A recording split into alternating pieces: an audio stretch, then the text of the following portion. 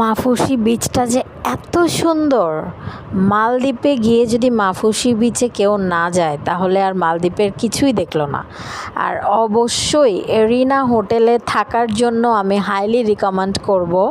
আমি হোটেলের room view, balcony থেকে যে বাইরে মাফুসি আইল্যান্ডের যে ভিউ সব কিছু আমি অন্য একটা ভিডিওতে দেখিয়ে দিব।